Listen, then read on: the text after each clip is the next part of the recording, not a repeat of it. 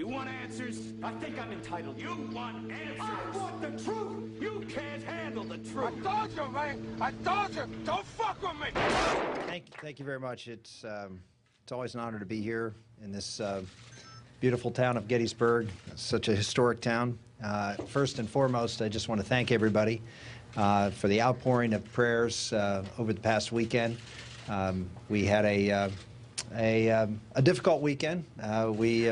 Good Friday was a little bit of a passion for us, with a passion play for us with our daughter Bella, who is the joy of our lives, getting unfortunately very sick. We ended up in the hospital all weekend, but I'm here just to report to start out things that she is a fighter, and she is doing exceptionally well and is back with us and the family, and we are looking forward to spending a lot of great time with her. But it did cause us to think, and as the role that we have as parents, and in her life and with the rest of our family. And this was a time for prayer and thought over this past weekend, and just like it was, frankly, when we decided to get into this race. Karen and I and the kids sat at the kitchen table and talked about our hopes and fears and our concerns, and we were very concerned about our role as being the best parents we possibly could to our children, in making sure that they had a country that was, well, where the American dream was still possible. And I think that a lot of concerns that we had, that Karen and I had in particular for our family, was that with what was going on in Washington, D.C., and all of the problems that you've heard me talk about on the campaign trail, that American dream was slipping not just from the hands of average Americans, but for all Americans, that dream was slipping away, and that we had to, as good parents, to go out and do what we could to take on that responsibility for our children and for children across this country. And so we started out almost a year ago now in Somerset, Pennsylvania, and I told, well, my story, our story of our family, and my grandfather who came to this country and worked in the coal mines, and my father who served our country in World War II. And as you had throughout the course of this campaign talked about my stories and stories of our families. But after a while, it became less about my stories and more about what kept us going were your stories. Stories of people across America that we had the privilege of getting a chance to know and to interact with. You know, when you travel around, one such story was a guy named Chuck who had a pickup truck and joined our team and drove us around in his Dodge Ram pickup truck for months on end, and did so as a volunteer because he believed that we provided the best opportunity to turn this country around. And I met a lot of folks in Iowa that I'll never forget. Folks like Sam Clovis, who's a talk show host, and I'll never forget this fighter pilot.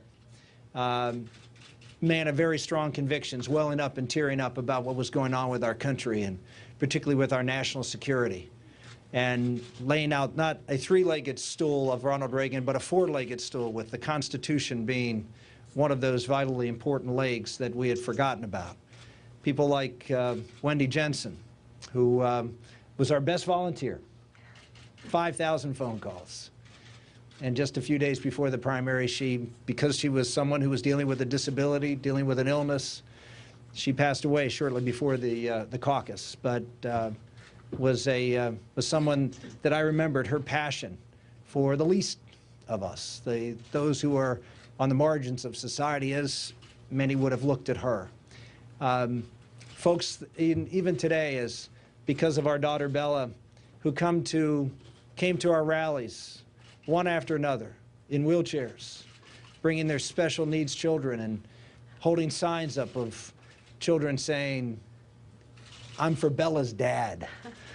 Just a beautiful idea of, again, not my story, but their stories, was what really fueled our campaign and gave us the energy. At a time when, over and over again, we were told, forget it, you can't win. We were winning.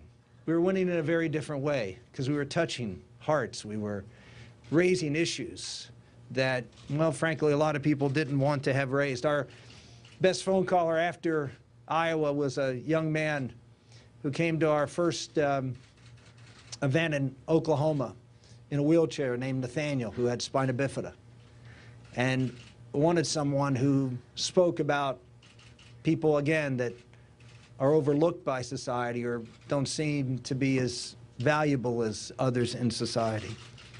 Folks like the Duggars, the Duggar family, who traveled around with us in their bus and gave their time and energy because, again, they believed in the basic importance of having strong families as part of a strong country, that we can't have a strong economy, as you've heard me say over and over again, without strong families and a strong moral fiber that makes us the moral enterprise that is America.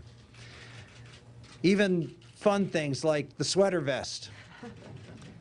Amazing thing, that sweater vest.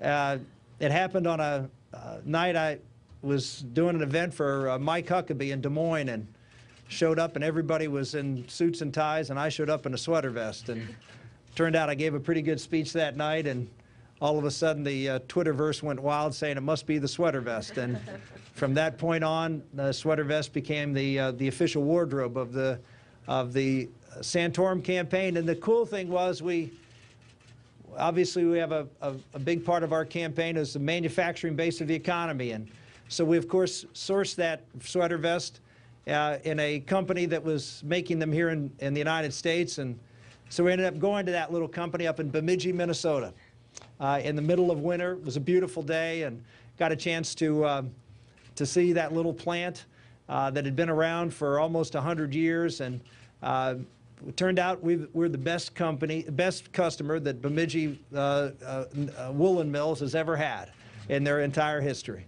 So it's been a wonderful story after story of people who have come forward.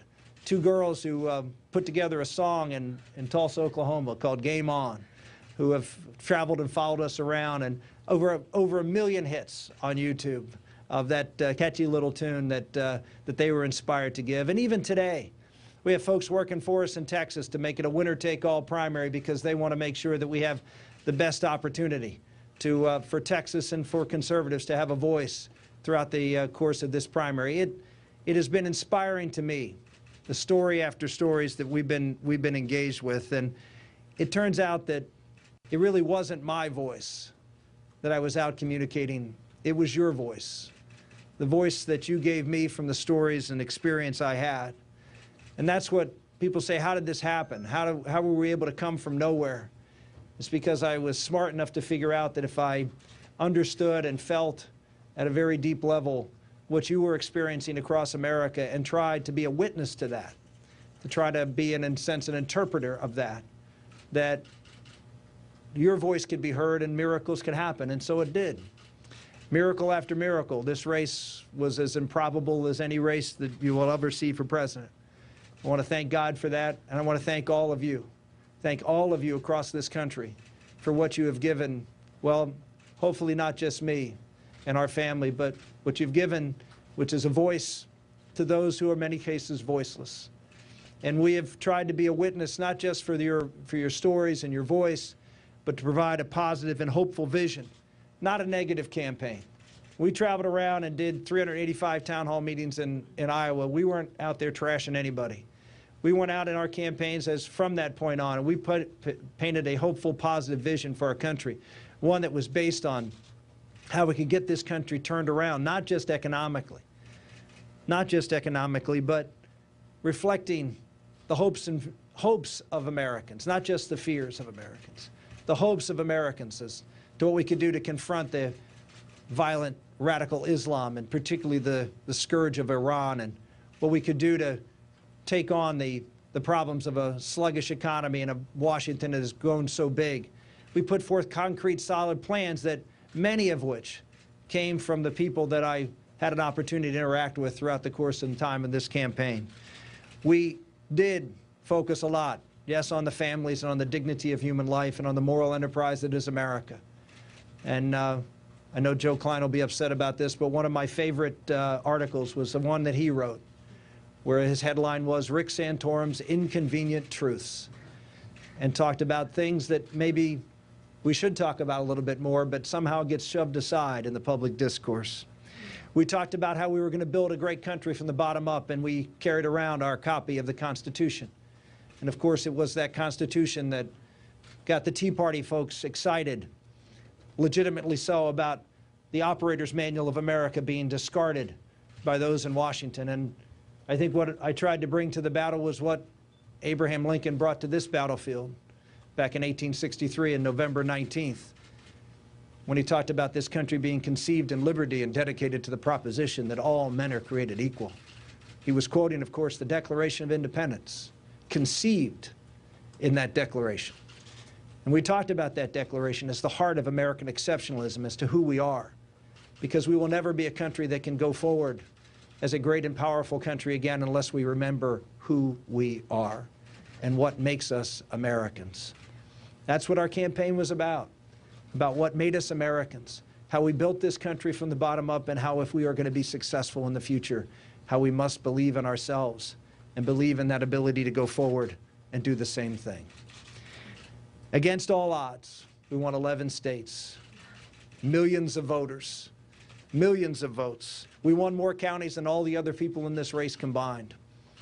We were able to spread that message far and wide across this country. And what we found is that while we found that support, I found a deeper love for this country. Every state I went to, and those of you who followed me around, I would say, I really love this state. It was a love affair for me, going from state to state and seeing the differences, but seeing the wonderful, wonderful people of this country who care deeply about where this country is going in the future, care deeply about those who are out there paddling alone, who are feeling left behind and in some respects feeling hopeless, and want to do something. Well, ladies and gentlemen, we made a decision to get into this race at our kitchen table and against all the odds. And we made a decision over the weekend that while this presidential race for us is over for me, and we will suspend our campaign effective today, we are not done fighting.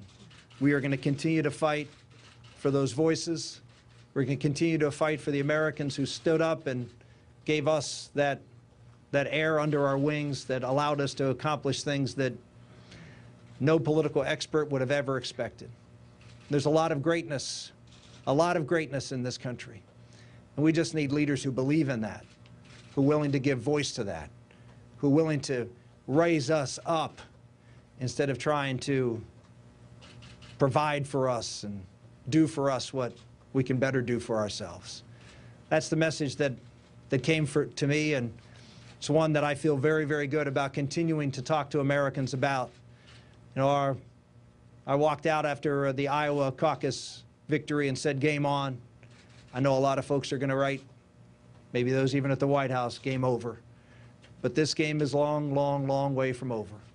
We are going to continue to go out there and fight to make sure that we defeat President Barack Obama, that we win the House back, and that we take the United States Senate, and we stand for the values that make us Americans, that make us the greatest country in the history of the world, that shining city on the hill, to be a beacon for everybody, for freedom around the world.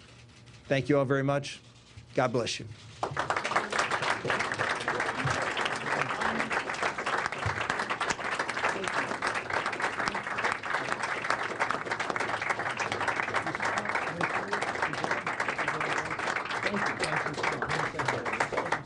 Thank you, everybody, for coming. Senator William Dorf, Governor Romney. Thank you for coming today. Behind Mitt Romney, you didn't mention it during your speech. Thank you. Appreciate it very much. Thank you. And we are looking forward to spending a lot of great time with her.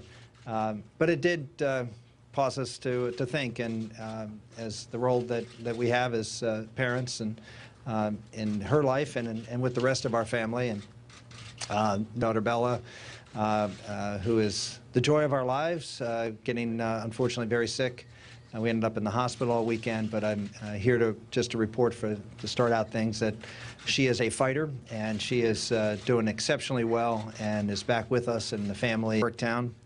First and foremost, I just want to thank everybody for the outpouring of prayers over the past weekend. We had a difficult weekend. Good Friday was a little bit of a passion for us, with a passion play for us with our.